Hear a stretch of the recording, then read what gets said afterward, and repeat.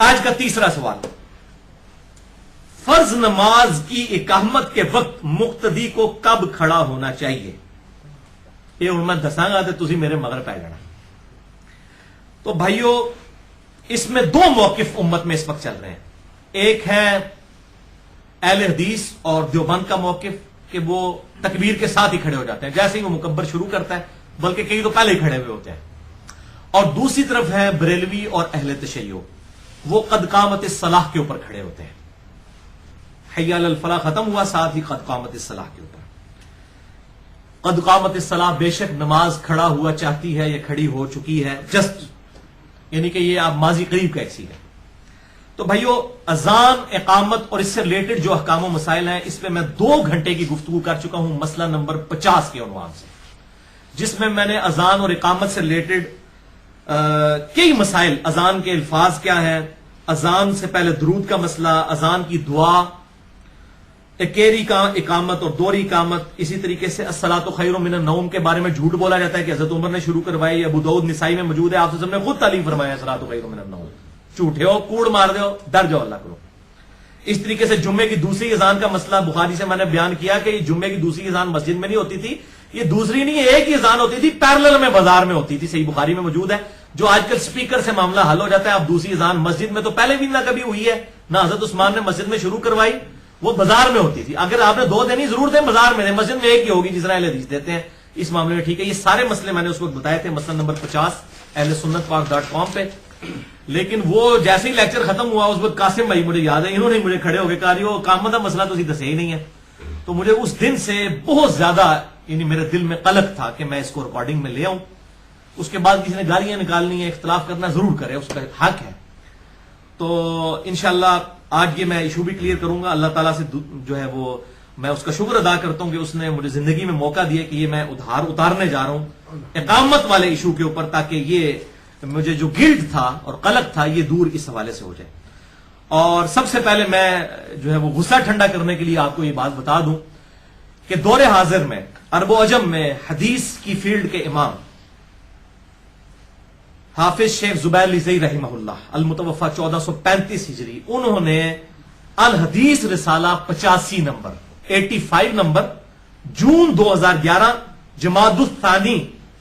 جمادی الثانیہ اصل لفظ یہ ہے 1432 ہجری جون 2011 میں 85 نمبر جو ان کا رسالہ میگزین نکلتا تھا الحدیث، اس میں اقامت والا ایشو لکھ دیا ہے، اور میں اسی کی تائید کرنے لگا ہوں دلائل کے ساتھ، اندھا بند کرنی، اور انہوں نے صحیح موقف لکھ دیا۔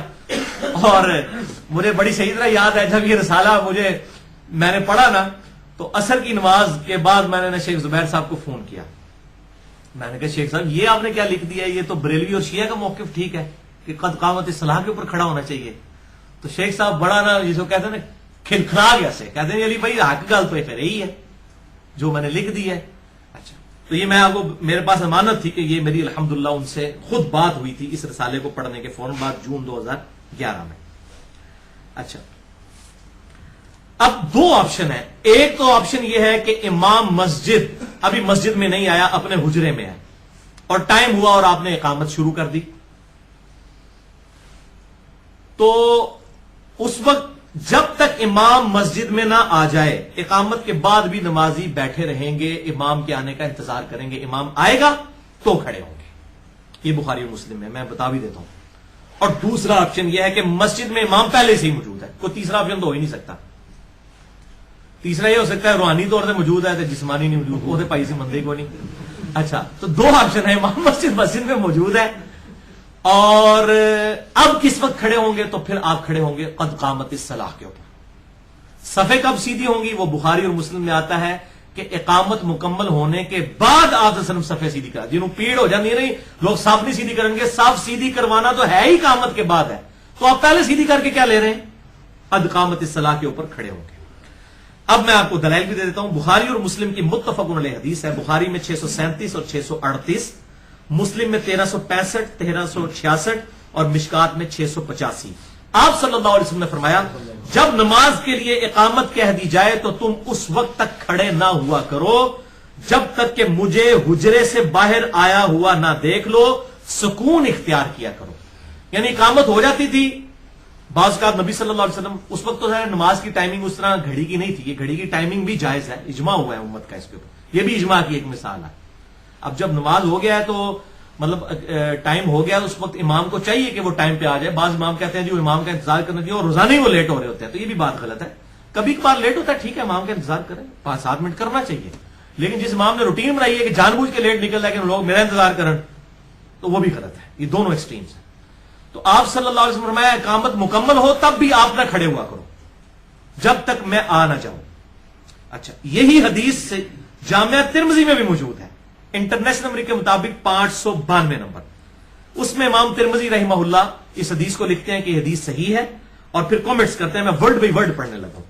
امام ترمذی جامعہ ترمذی 592 نمبر کے کانٹیکسٹ میں، بخاری اور مسلم کی حدیث کے کانٹیکسٹ میں، وہ کہتے ہیں صحابہ میں اہل علم کی ایک جماعت لوگوں کے کھڑے ہو کر امام کا انتظار کرنے کو مکروہ سمجھتے تھے۔ بعض اہل علم کا موقف ہے کہ جب امام مسجد میں ہو اور نماز کی اقامت ہو جائے تو لوگ اس وقت کھڑے ہوں جبکہ اقامت کہنے والا قد قامت الصلاۃ پر پہنچے۔ اور یہی عبداللہ ابن مبارک المتوفا 181 ہجری، جو کہ امام ابو حنیفہ کے شاگرد ہیں، اور یہ 2 امام ایسے ہیں جن پر کسی نے ایک جرح کا کلمہ بھی نہیں بولا، امام مسلم اور امام عبداللہ ابن مبارک، یہ اتنے اولو العزم ائمہ حدیث میں سے ہیں۔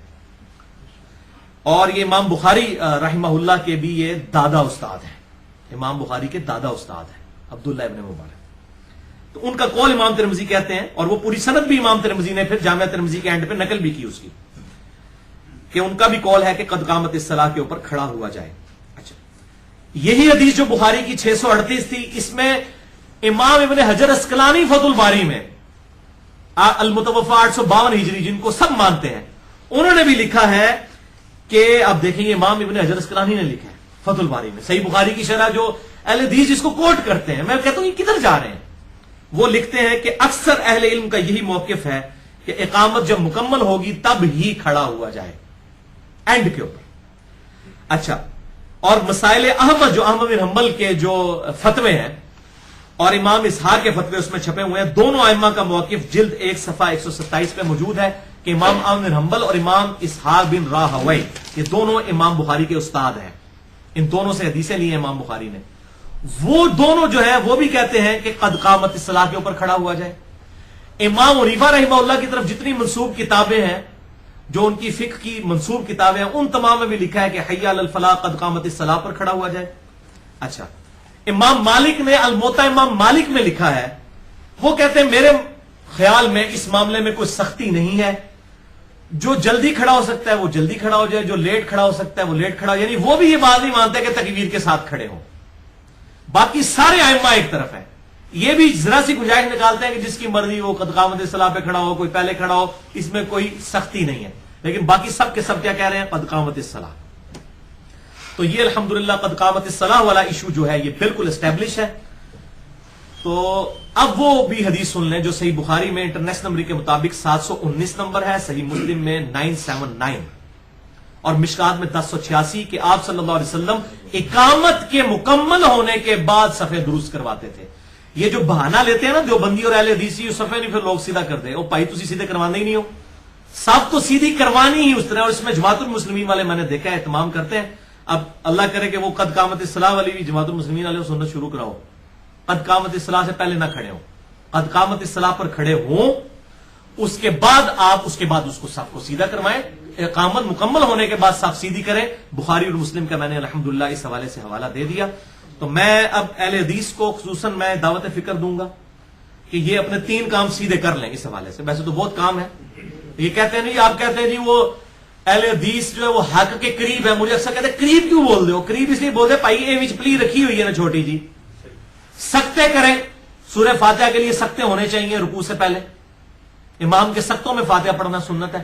شیخ زبیر صاحب نے توضیح الاحکام میں کتنے فتوے اس کے اوپر لکھے ہیں کہ یار یہی طریقہ ہے، اور خود بھی وہ سکتے کرتے تھے، میرے پیچھے انہوں نے نماز پڑھی، میں نے بھی ان کے پیچھے پڑھی، وہ سکتے کیا کرتے تھے۔ اچھا، دوسرا یہ والا معاملہ قد قامت الصلاۃ کا شروع کروائیں، یہ تو جماعت المسلمین والے بھی شروع کروائیں اور اہل حدیث بھی شروع کروائیں۔ اور تیسرا جو ہے دعائے قنوت جو ہے یہ رکوع سے پہلے پڑھیں، جو صحیح بخاری میں واضح موجود ہے کہ وہ جھوٹا ہے جو کہتا ہے کہ نبی صلی اللہ علیہ وسلم قنوت کی دعا جو ہے وہ وطر کے اندر رکوع کے بعد پڑھتے تھے. جھوٹا. 1002 نمبر حدیث ہے صحیح بخاری میں نے نماز وطر پہ پورا لیکچر دے دیا, مسئلہ نمبر 130. تو یہ الحمدللہ کلیئر ہو گیا.